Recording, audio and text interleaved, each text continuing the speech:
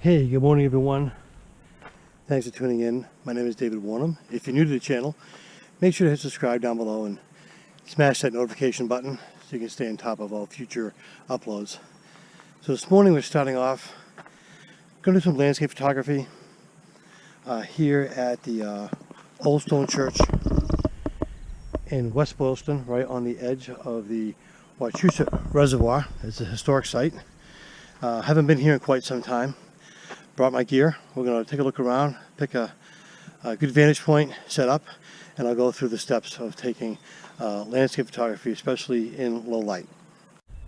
Okay, I've chosen a spot right here, right at the edge of this hill. So we're right here set up, and this is our angle. As you can see, the sky, there's no detail in the sky, it's just flat gray, but we're going to take a couple exposures anyway. What I've done is I've got it on a Benro carbon fiber tripod, so it's lightweight, easy to carry around. It's got a ball head, and as you can see by the LCD, I've got it balanced so that my horizon is nice and flat. I'm using a Vello Shutterboss II here for my remote release. This way my hands are off the camera when I'm taking the exposure. So my first test shot indicates that at f11 ISO 100, I am at a basically a 1/2 of a second exposure without filters, which I'm not going to be using this morning since I don't have really any interest in the sky. So I'm not worried about getting a nice cloud motion or anything like that. If the light changes, we'll use some of those filters and go to a longer exposure. So one of the things I do when I am doing a long exposure of any type is on the back of the camera right here. I'm going to close the viewfinder. That just reduces the amount of light that is coming in from the back, and we're ready to go. I got live view set up so that my mirror is locked up. That means only my shutter is going to be moving, creating any vibrations at all. And we're going to use this just as a release here without setting the timer because it's only 1/2 second. So we'll take a quick exposure. And that's what we're looking at. And if we take a quick peek at the histogram just to see what am I seeing, looks like I've got a nice balance right here, right where I want it to be. A little bit of highlights, clipping the highlights here, and that's of course the sky itself. That can be taken care of in post. I can bring back these highlights so that the sky is not so bright against the church. I'm going to take a walk around and look at some other locations, maybe get inside, although it's dark in there, and see if it's worth setting up, taking a shot inside.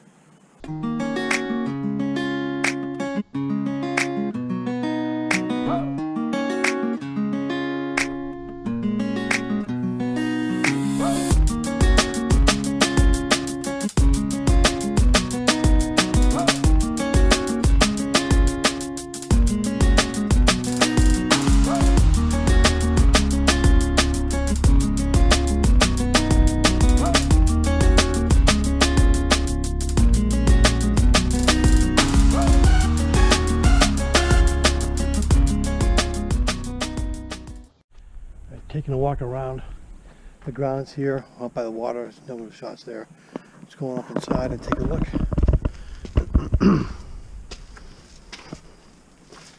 You see, it's just got a dirt floor.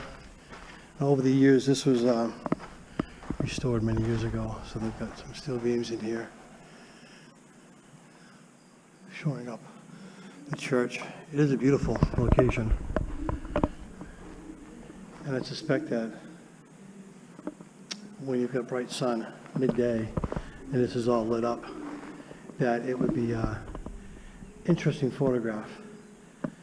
Not real keen on the steel beams, but again, this church It's quite old, and it is a historic site here in central Massachusetts. So we're going to walk around. Got good views right here. That's an interesting view right outside of the reservoir.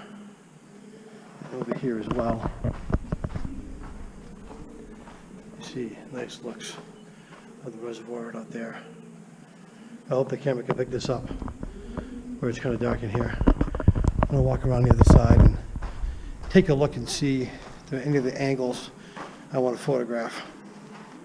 Walk around the side of the church, just saw a rabbit run across these rocks right here into the bushes. Little rabbit with his tail up. So you can see right here, get the American flag. This is on here year round. So from that vantage point over there, these beaches over there, I've photographed it in the past from that beach over there, right, just kind of in the middle. And that on that side you do get to see the American flag proudly displayed on this side of the church. Again, the reservoir is really calm this morning, but without any light, any definition of the clouds or the sun coming through. Now that it's after sunrise, there's not a lot to be seen right here. So we got a path right here, but it looks like it ends right at that tree. Again, we got the reservoir.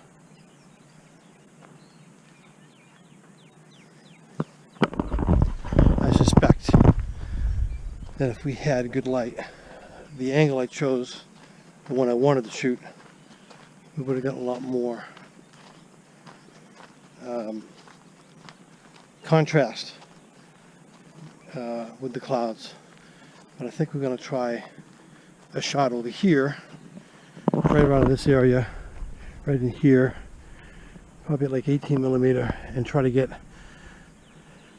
the background. You can see the fog lifting off the hills in the background. We'll try to see if we can capture that on film. So I'm going to move and set up and take them to self exposures.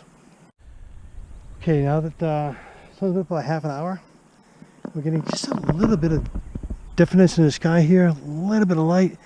So I think I'm going to move back over to where we were before.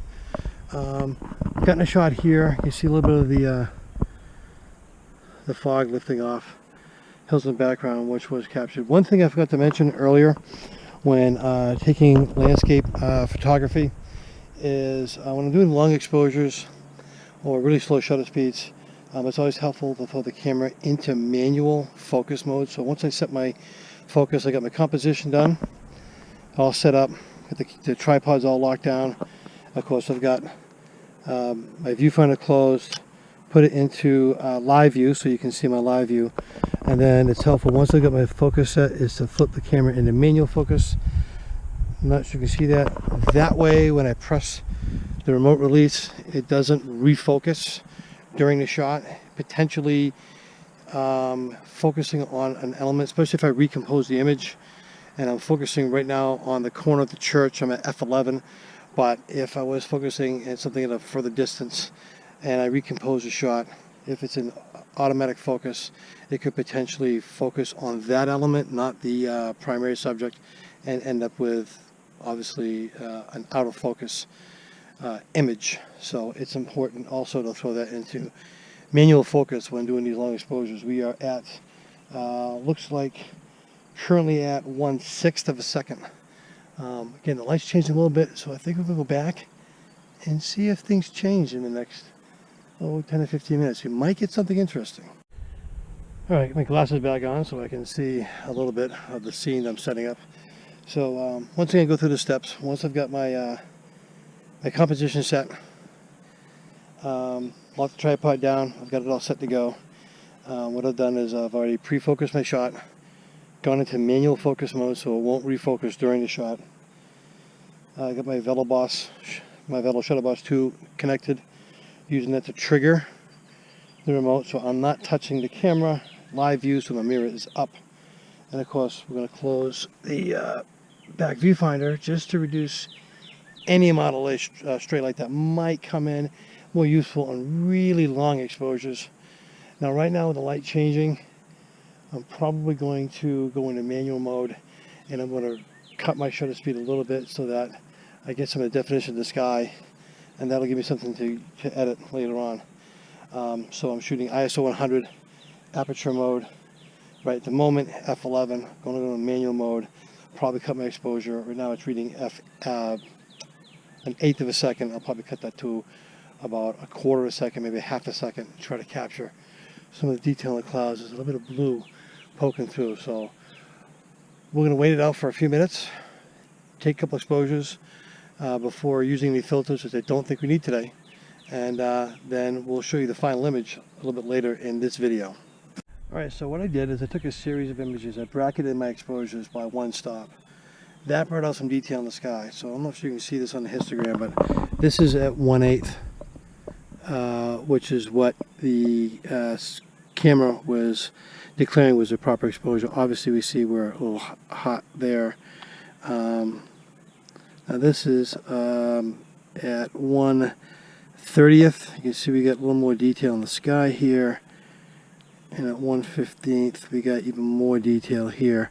Might be to use that and then use the sky and then use the exposure that's overexposed. Use this one here for the church, and then we'll go right here and use this for the sky. We can pull out the details of the sky. We're going to get a little bit of color in here, and then hopefully if I can stack the images, use layers mask in Lightroom, we'll be able to bring this all out without using any filters right now. But the light is still changing, so it's worthwhile sticking around for a few minutes and see what we can get in another 10 to 15 minutes and see if we get more definition in the sky.